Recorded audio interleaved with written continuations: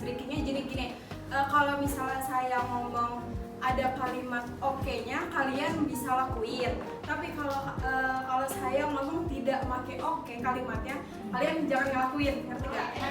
Contoh ya, pegang teman kalian. Ada berarti fokus kan? Oke, pegang pundak teman kalian. Fokus berarti ya, fokus ya.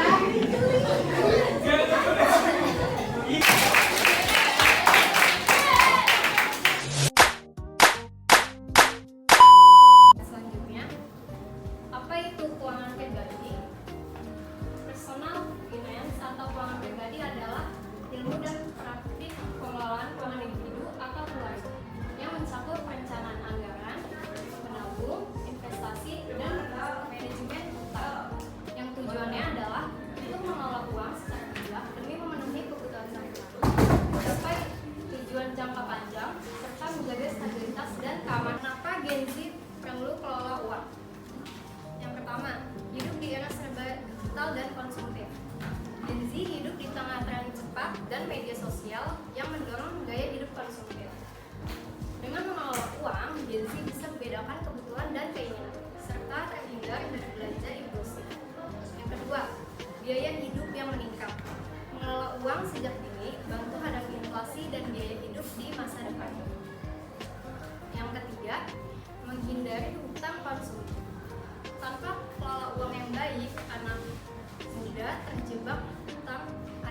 mudah terjebak hutang seperti cicilan dan pay later. Manajemen keuangan bantu Gen Z tahu kapan perlu hutang dan kapan harus menahan diri. Dan yang terakhir, mengelola gaya hidup.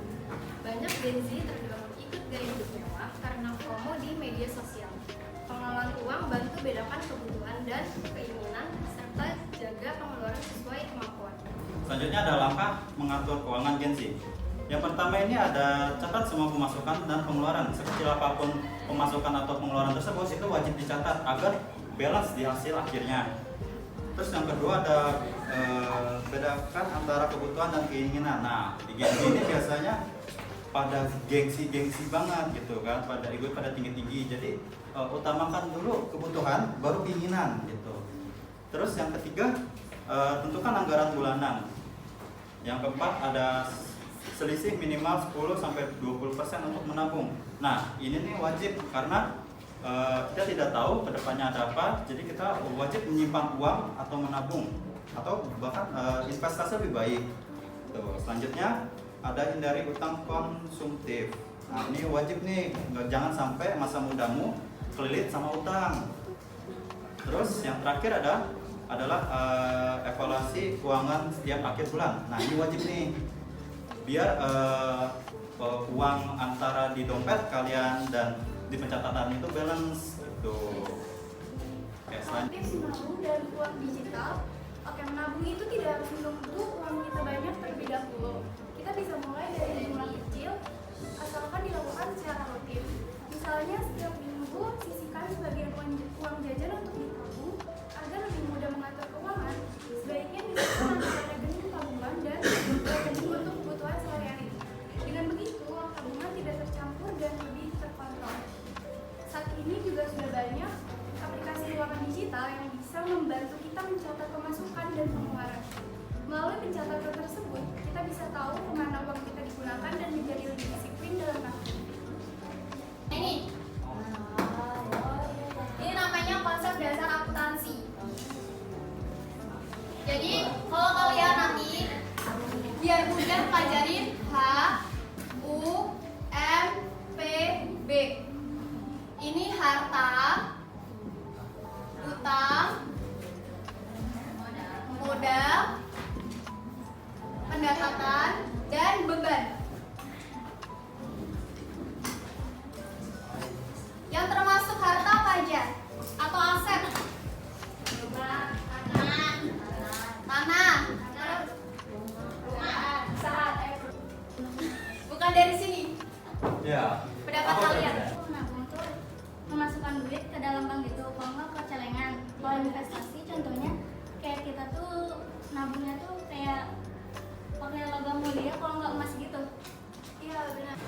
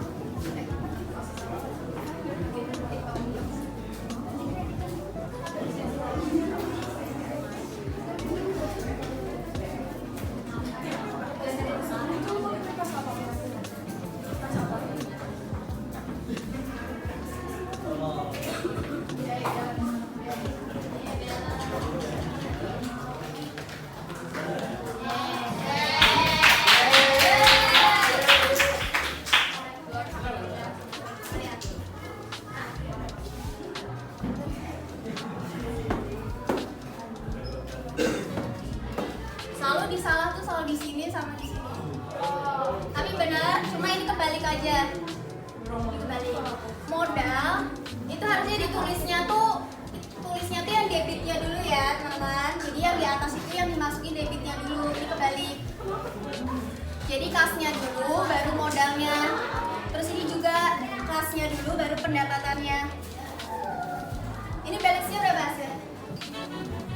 Debit dulu, baru kredit. Kebalik doang, tapi ini benar kok.